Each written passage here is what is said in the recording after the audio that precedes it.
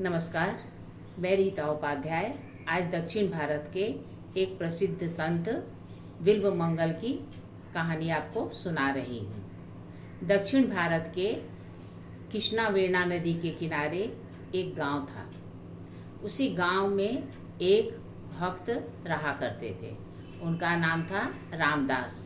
रामदास बहुत ही भक्त थे और ईश्वर का भजन पूजन हमेशा किया करते थे। उनका एक पुत्र था। पुत्र का नाम था बिल्व मंगल। बिल्व मंगल को घर में धार्मिक माहौल मिला तो वह भी ईश्वर की भक्ति करने लगा। जब वह थोड़ा बड़ा हुआ तो उसके पिता की मृत्यु हो गई। पिता की मृत्यु के बाद वह बुरी संगति में फंस गया और उसका संबंध एक वेश्या से हो गया। जब वेश्या से हो गया तो उसका सारा ध्यान उस वेश्या में ही लगा रहता था और उससे मिले बिना वह नहीं रह पाता था। साल भर के बाद उसके पिता का श्राद्ध हुआ। जब श्राद्ध हुआ तब भयंकर अंधियारी रात थी और खूब बारिश हो रही थी। किसी तरह उसने जल्दी जल्दी श्राद्ध का कार्य निपटाया और ब्राह्मणों को भोजन कराया। उसके बाद वह चिंतामणि जो वेश्या थी उससे मिलने के लिए व्यग्र हो उठा। नाते रिश्तेदारों ने समझाया कि आज श्राद्ध है, आज तुम्हारा उसके घर जाना अनुचित है, किंतु वह नहीं माना और वह घर से निकल पड़ा। संयोग से उस समय भयंकर तूफान आ गया। उसने तूफान की भी परवाह नहीं की। वह तूफान में ही दौड़ता हुआ नदी के किनारे जा पहुंचा। बहुत सारे केवट थे। जब उनकी नौका डगमगाने लगी तो उन्होंने अपनी नौका को छोड़कर पेड़ के नीचे शरण ली। वह उन केवटों से आग्रह बार बार करने लगा कि नदी के उस पार उसे पहुंचा दे, क्योंकि नदी के उस पार ही चिंतामणि का घर था। किंतु सबको अपनी जान प्यारी होती है, तो किसी भी केवट ने हामी नहीं भरी।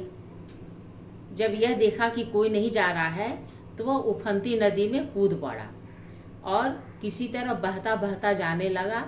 उसी समय उसे एक मुर्दा दिखाई दिया जो पानी में तैर रहा था। उसने सोचा यह लकड़ी है और लकड़ी समझकर उसके ऊपर बैठ गया। उस मुर्दे से भयंकर दुर्गंध आ रही थी, लेकिन उसे चिंतामणि की ऐसी चिंता सता रही थी कि उसने दुर्गंध की भी परवाह नहीं की और वह नदी के किनारे जा पहुंचा।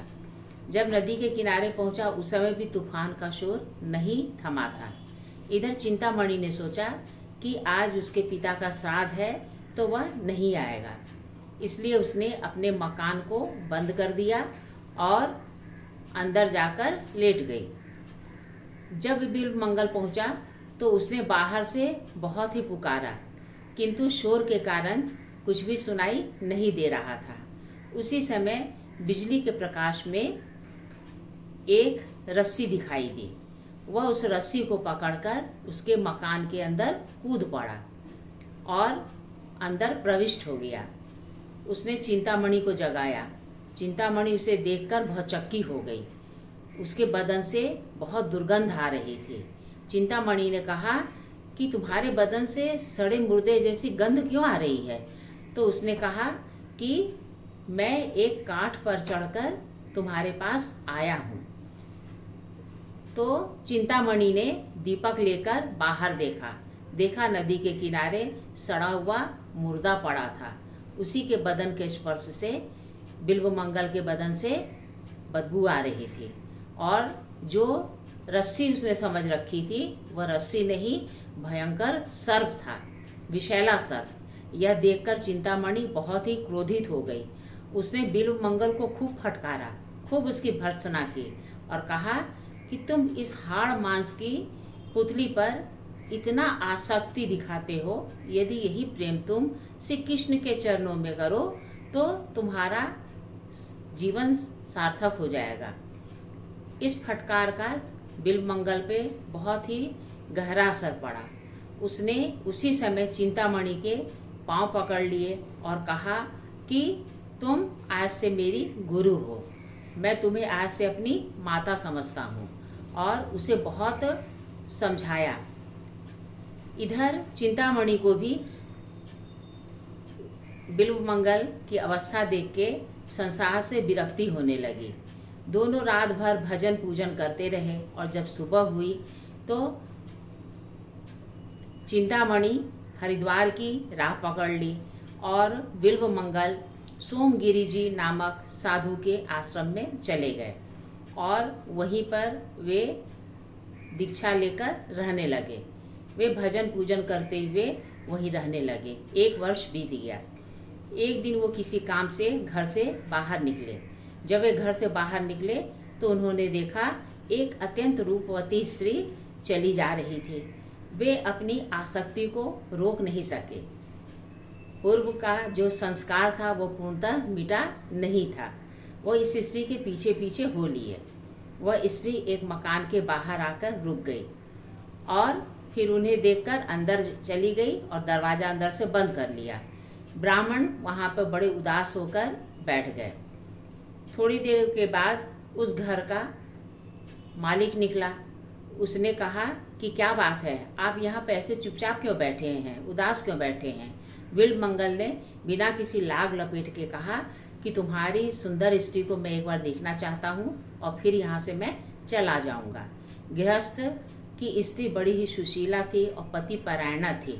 वह अपने पत्नी को लेकर आया और बिल्वमंगल को दिखाया। बिल्वमंगल को यह देखकर बहुत ही पीड़ा हुई।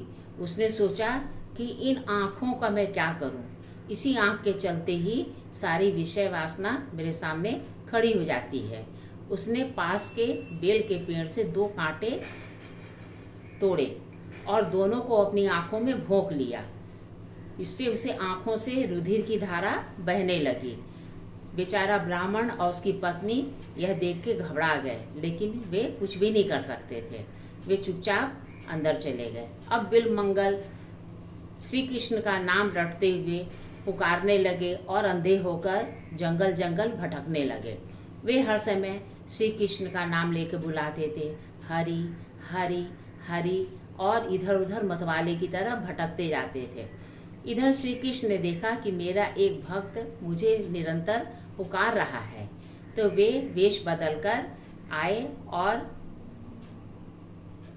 बिल्वमंगल के पास आके बोले कि बाबा, मैं छोटा बालक हूँ, तुम यहाँ क्यों भटक रहे हो? मैं यहाँ पर गाय चराता हूँ। तो कहा कि बेटा तुम्हारा क्या नाम है? बिल्वमंगल ने पूछा। तो बालक ने कहा कि मैं गाय चराता हूँ और मुझे जिस नाम से चाहे लोग बुला लेते हैं, तो मैं आपके लिए अब रोज मिठाई और खाना लाया करूँगा, आप यहीं रहा करिए, इधर उधर मत भटका करिए। बिल्वमंगल ने कहा ठीक है। अब वह बालक जो कृष्ण भगवान थे उसके लिए रोज मिठाई और खाना लाने लगे। एक दिन बालक ने कहा कि बाबा, क्या आप वृंदावन चलेंगे? तो बिल्वमंगल सहर्ष तैयार हो गए। फिर उन्हें अपनी स्थिति का पता चला। वे हतोत्साहित हो गए और उन्होंने कहा कि बेटा, मैं कैसे जा सकता हूँ, मैं तो अंधा हूँ। कहा कोई बात नहीं बाबा, आप मेरी लाठी पकड़िए, मैं आगे आगे चलूँगा, आप पीछे पीछे लाठी पकड़ के चलिएगा और मैं आपको वृंदावन पहुँचा दूँगा। वे लोग थोड़ी दूर चलते रहे। फिर अचानक बालक ने कहा कि बाबा देखिए, वृंदावन आ गया। और तो जब कहा कि बताओ, जब वृंदावन आ गया है तो तुम अपना संपूर्ण परिचय क्यों नहीं देते हो?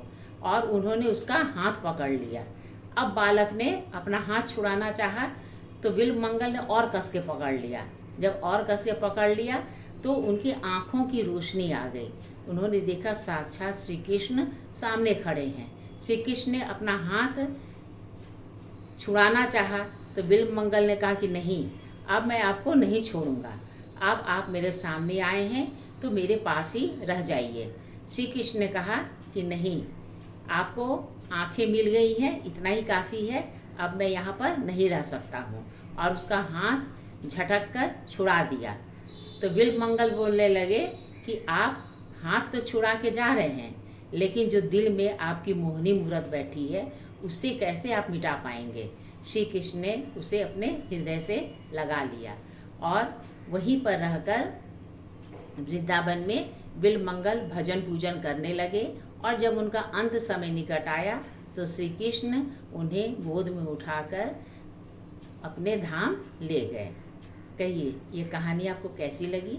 अगर अच्छी लगी हो तो प्लीज़ लाइक और सब्सक्राइब कीजिएगा। नमस्कार।